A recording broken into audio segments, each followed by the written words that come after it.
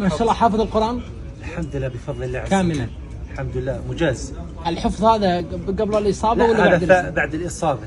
ما شاء الله ما شاء الله. كم لها الإصابة؟ الإصابة من 2015. وفقدت العينين واليدين.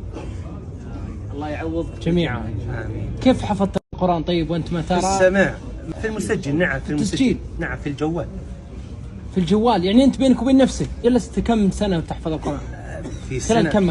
في سنة واحدة بفضل الله عز وجل أتممت الحفظ. ما شاء الله ما شاء الله تبارك الله. طيب وقبل الإصابة ما كان عندك طاري حفظ القرآن؟ نعم كنت قبل الإصابة بعيد عن الله سبحانه وتعالى، ولكن في هذه الإصابة أصبحت بجنب الله، والله عز وجل قال فإنها لا تعمى الأبصار ولكن تعمى القلوب التي في الصدور.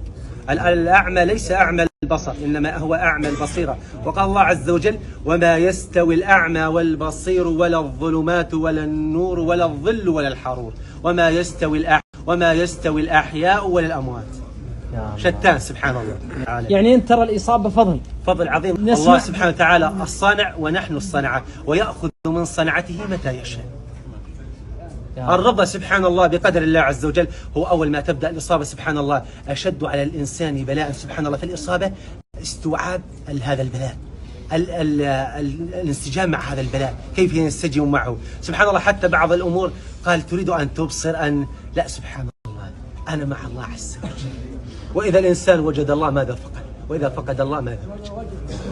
والله سبحان الله أنت في جلب الله عز وجل أنت في حياة سعيدة. السعيد ليس الذي يبصر لا، السعيد هو الذي يكون في راحة مع الله سبحانه وتعالى، أنه يعبد الله كما يريد الله عز وجل. هذا هو الفضل العظيم من الله سبحانه وتعالى. الفضل الأول البشارة الأولى أنك حفظت القرآن. نعم. البشارة الثانية يوم بشروك بالحج. أيوة فرح عظيم سبحان الله. أنا كم كنت سنة تتمنى الحج؟ سبحان الله كثير سبحان الله. اليوم يوم بشروك انه مجانا. نعم والحمد لله بفضل الله رغم الإصابة، رغم أن الموضوع صعب ولا نعم ظروف تمنعك، لكن يوم بشروك بهذا فرح عظيم سبحان الله. فرح عظيم سبحان الله. والفرح الشديد أني أتيت بالوالدة معي.